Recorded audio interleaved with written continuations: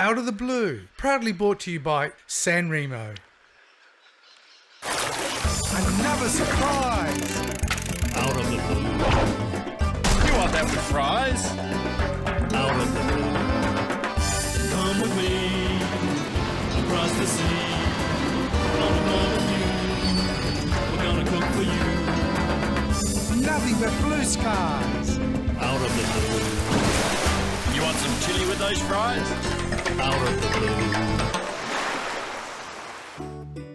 Hi and welcome to another episode of Out of the Blue. Well, Michael, this is where it all started. Here in Coffin Bay. Today we're going to harvest vongole, we're going to pull some pots on octopus. Head over to Baird Bay and swim with the sea lion and some beautiful dolphins, but what about the oysters? There's plenty of oysters behind us, so enjoy it. Our journey today starts at Baird Bay, 700 kilometres west of Adelaide in South Australia.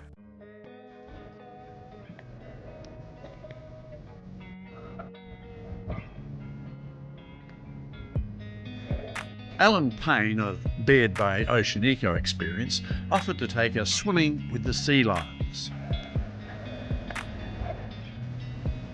It's an easy ride out to the spot where the sea lions are, and we attract a couple of curious visitors on the way.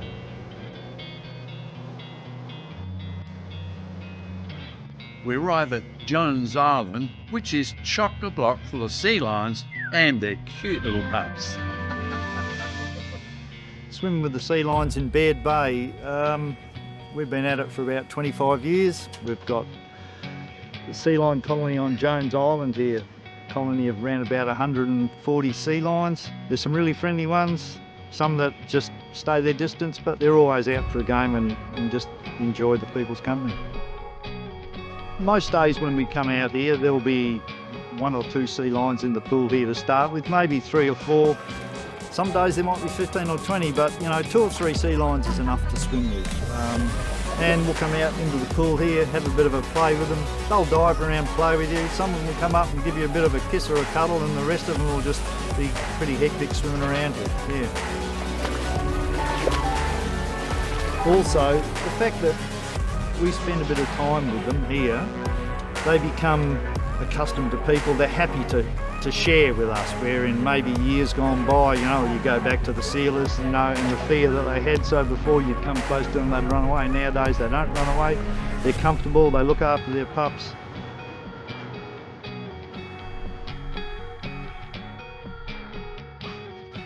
We finish off the experience with some interaction with the friendly dolphins. What a treat. How'd you go, all right? You get a bit of a I lot. loved it. Well done, mate, well done, good effort. It's in the car and off further west to Coffin Bay, about 4 hours away. See you there after the break.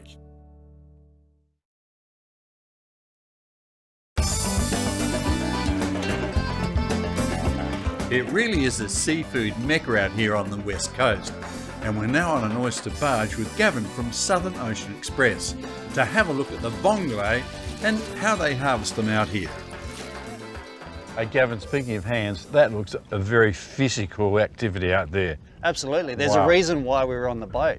Is because that looks too hard. But it's very strenuous, isn't it? It is. Work. Yeah, these guys are fit, and they keep fit doing this. The boys work tirelessly harvesting the vongole. They put the rake up to their belts, then pull backwards. Once the net is full, they agitate it to get the sand out. The vongole are then sorted on site and sent to the factory. So from here, the water, raking them, how long before they get into the marketplace and on the tables? So these guys are raking in the water now. They'll be finished in about half an hour. Then they'll be half an hour back to our factory. We'll process them this afternoon, and they'll be on the truck tonight. They'll be in Adelaide tomorrow morning, where they'll either get transshipped onto other trucks to be into Sydney within 2 days. A lot of it will go air freight as well, so it will actually be into the hands of the buyer tomorrow. We don't purge this product, so it doesn't go from this environment into another tank to purge. It's straight from here to our factory into the cryovac bag. So when you open the cryovac bag, you know that the juices inside the vongole are what is in this water. Gavin, I grew up on the west coast, and when we used to harvest them, while we were out there, it used to be, that was it. Yeah, that is definitely a way to So do you've it. been eating these for years? Oh, Have you really? Since I was born. There you go, Michael. Thank you. You can get the fancy way. Yeah, I know. They're a lot more civilised this way. I'll do it the west coast way. Absolute taste sensation. If you can get hold of some, like me out Go on, here, your turn. ideally. I got You one still more to go. good? Oops, Christ, same as last time. It was absolutely beautiful, Oh, yeah. I love it. Gavin was kind enough to give us a bag or two of vongole for our next recipe. So it's back to the camp to light the fire. Buongiorno, Michele. Buongiorno, signor Angelakis. Bravo, see the vongole. Angelakis. Keelan, horticulturalist. That's a Greek word. You've almost nailed it. How many years have we been together? Horticulturalist. You know No. why I say No. what? Horticulturalist. Horticulturalist. List. Mm. But you know why horte in Greek means weed, grass, greens. All right. Okay. Can I have some beautiful olive oil? Extra virgin, of Yes. course. Say when. Let it do it. Now, Michael, we have to be fairly accurate with this because there are going to be so many people watching on every frame of this television program how you do it. Okay, Mickey. Can you put Don't it? Okay, mess can you up. throw in the garlic? Garlic. So what all Michael's done, he's just peeled it and crushed it, so we can get the flavour and the chilies. I've added an extra one chili you because took it out of Michael, my control, didn't you? Yeah, well I know, because I just wanted to control it. So that's it. It's easy so far. It's simple. Olive oil, garlic, chili. Yep. And again, the telltale sign of when you think, well, that's ready, is when you can start smelling the garlic and the chili. Okay, Ricky, Okay. we're ready. We've got what we're looking for, the smell. Can you lift up the vongole? Now, what would be in here? A couple of packets? At least a couple of packets. Okay. I'll put some juice in. Yeah, absolutely. No point wasting it. Yeah. Right. Just a few more. A few more. All right. Yeah, I'm gonna put the lid on. A bit of wine first. Oh, Mickey, of course. I thought you No, weren't, no. you weren't gonna release it, were you? I need a glass. No more. glass? No more. Don't go away. After the break, we'll show you the finished recipe and go fishing for octopus.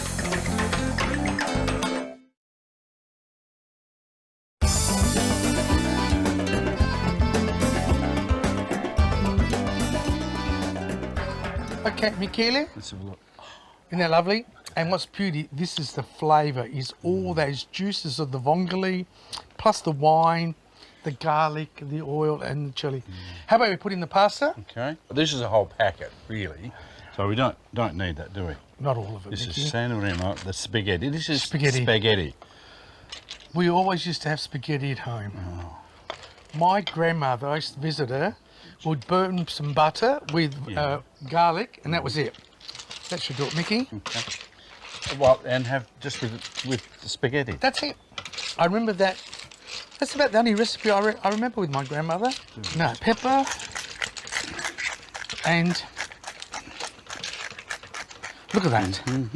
There got is a a secret ingredient. Now this is fully imported from Italy. It's an amazing secret. Now you might go, but you have to do it because it gives it a lovely silky richness at the end. You ready for it? And it ties in, it thickens the sauce as well. It's mayonnaise. No, it's No, not. it's butter. It's butter. Butter. There. That's it. Oh, Bit more. that's a lot of butter. Yeah, you'll be right. How about the parsley while I'm Yeah, at the butter? It's just parsley I got from the garden out here. So in half an hour, that would feed 4 people. Say when? That's lovely. Michael. There's nothing else. Have we forgotten anything? No. We haven't. No? Well done, old mate. Hey, It's at fabulous. least Michele, what are we having? spaghetti vongole alla Coffin Bay.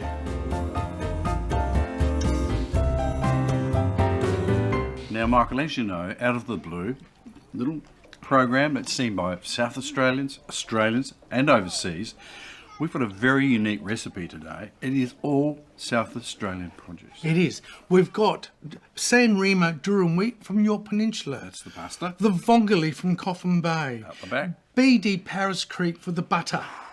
Did that make a difference? Absolutely. The chilies, the parsley, the garlic, all locally produced product. And you've got one exceptional locally produced product, haven't you? And the very wine to go with this amazing dish. And I've sampled it. It's fabulous.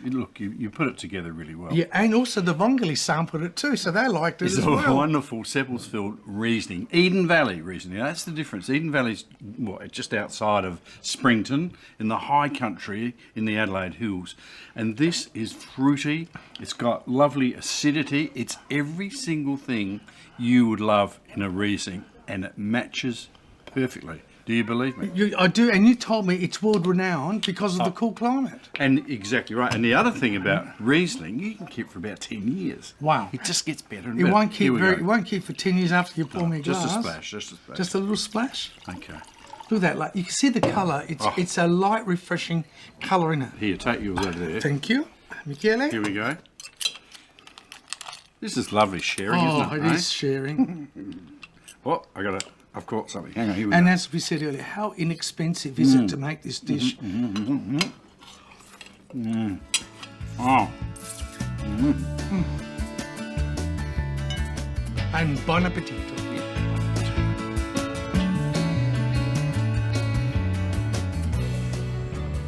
Hey, Mickey, octopus fishing. Oh, really? Looking forward to it? I've never caught an octopus. Leon, this is Michael. G'day, Michael, Leon. how you How you going? And how are you, Leon? Good, Michael. Good to see you.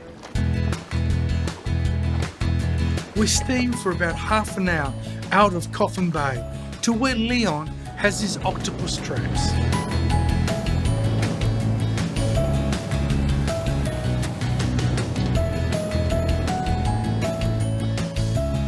Reckon I can catch this, Leon? If I can get close enough. There we are, we got it. Beautiful. Now, Michael, we go for ockies here, aren't Yes. Leon, how many pots do you have here in Coffin Bay? We have about 3,000 traps in Coffin Bay. 3,000 traps. Yep. And the other fisheries? We have about 4,500 at Port Lincoln and about 4,000 at Venus Bay. we? So these are the traps, Leon? Yeah, these are the traps, that's all they are. They're just a piece of PVC pipe. So this is a saline solution, and apparently it irritates the octopus and it makes the octopus come out. There we are, have a look at that. How about that? Hey? That's the Berrima octopus, and that's about 100 grams. And you explain the reason why we're wearing gloves. The reason why we wear gloves is because we do catch blue rings in here. Blue rings do inhabit the same waters as the Berrima octopus. This is a miniature octopus. This is nearly probably 3/4 grown. They only live for 300 days, and then they die.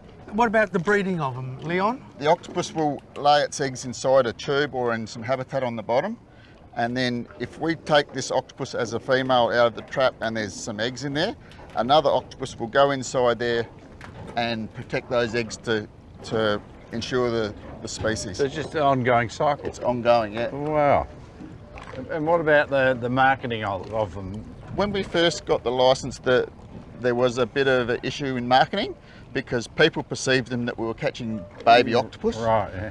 But we've changed the name to the proper name of Berrima octopus, and this helps with the marketing because these are Fully 3/4 grown. grown. Yeah. Leon was kind enough to give us a couple of kilos of Berrima octopus for our next recipe, which we cook for you after the break.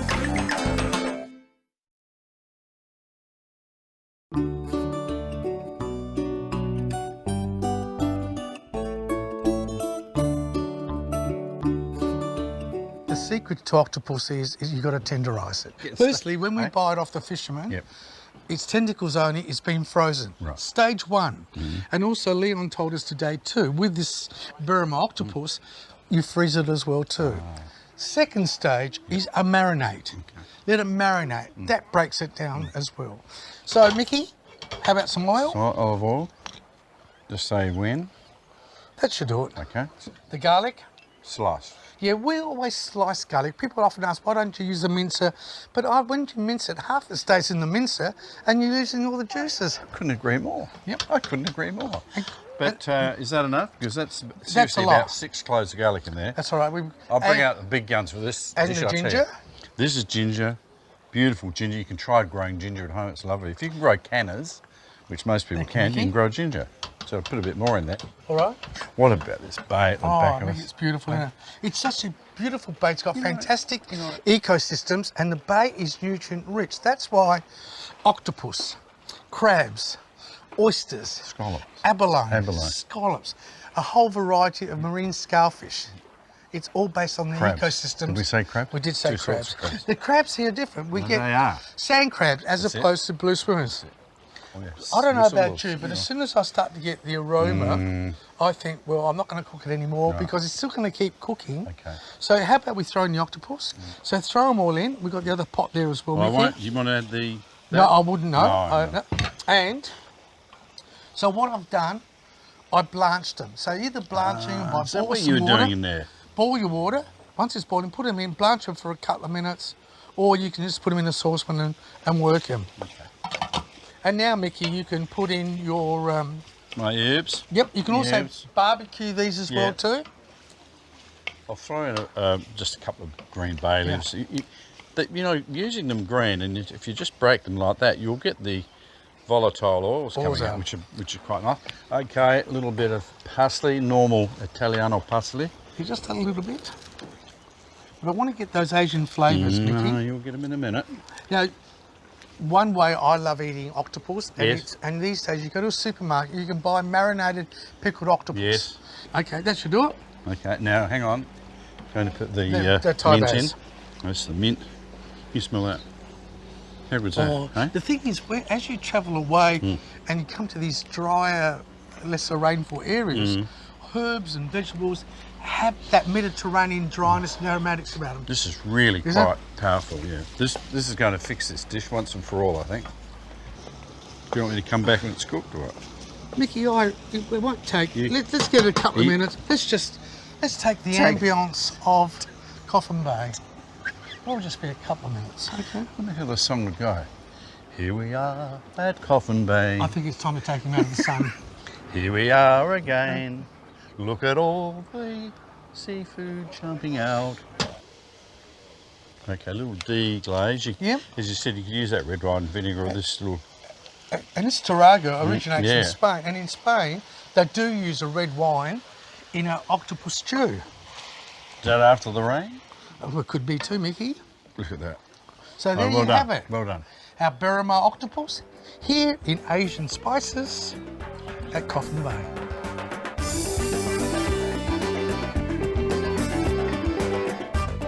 Now, we hope you've enjoyed today's show. Don't forget to like us on Facebook or visit our website for recipes.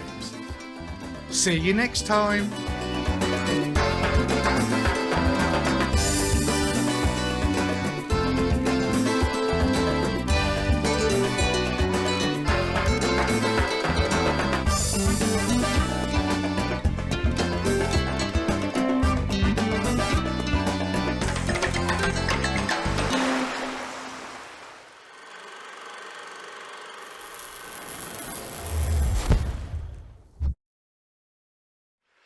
Out of the Blue, proudly brought to you by San Remo.